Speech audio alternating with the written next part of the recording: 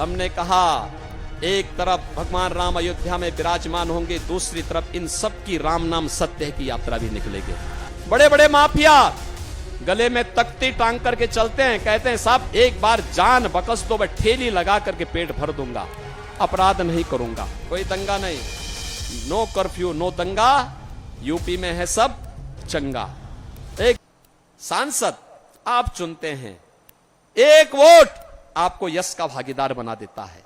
और वही हम कह रहे हैं, हमारा तो संकल्प एक ही है, हम उस संकल्प के साथ चलते हैं। जनता जब अच्छा फैसला करती है, परिणाम अच्छे आते हैं।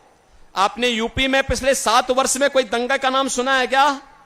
आज वहां दंगा नहीं होता है, कोई दंगा नहीं, नो कर्फ्यू नो दंगा, यूपी में है सब चंगा, एकदम साफ सुथरा है।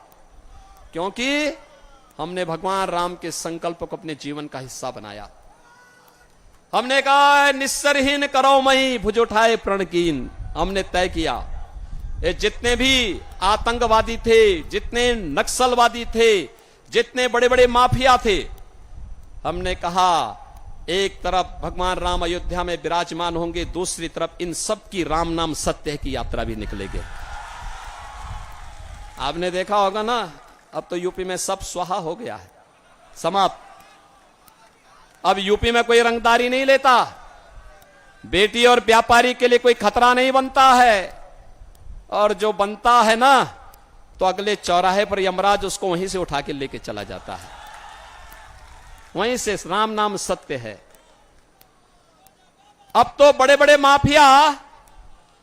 माफिया गले में तख्ती टांग करके चलते हैं, कहते हैं साहब एक बार जान बकस दो, मैं ठेली लगा करके पेट भर दूंगा, अपराध नहीं करूंगा। और यहां पे आरजेडी और कांग्रेस का ये गठबंधन इन नक्सलियों को आपकी सुरक्षा पे सेंध लगाने के लिए फिर से भेज रहा है। इसको पनपने मत देना, कतई पनपने मत देना, कतई आगे मत बढ़ने देना। और बढ़ारा के लोगों की तो ये जिम्मेदारी बनती है, बहुत बड़ी जिम्मेदारी है आपकी।